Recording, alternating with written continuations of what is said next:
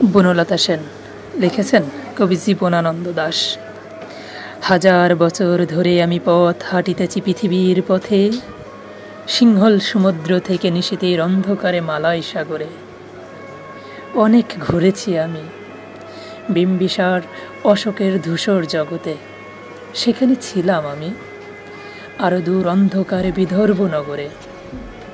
আমি ক্লান্ত প্রাণ এক, চারিদিকে জীবনের সমুদ্র সফেন। আমারে দুদণ্ড শান্তি দিয়েছিল নাটোরের বনলতা সেন।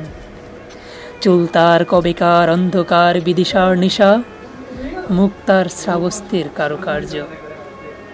অতিদূর সমুদ্রের পর হাল ভেঙে যে নাবিক হারায়েছে দিশা, সবুজ ঘাসের দেশ যখন সে চোখে দেখে দারুচিনি দ্বীপের ভেতর, তেমনি দেখেছে তার অন্ধকারে।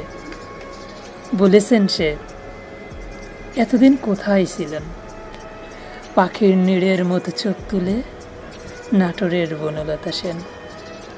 সমস্ত দিনের শেষে শিশিরের শব্দের মতন সন্ধ্যা আসে, ডানার রৌদ্রের গন্ধ মুছে ফেলে চিল।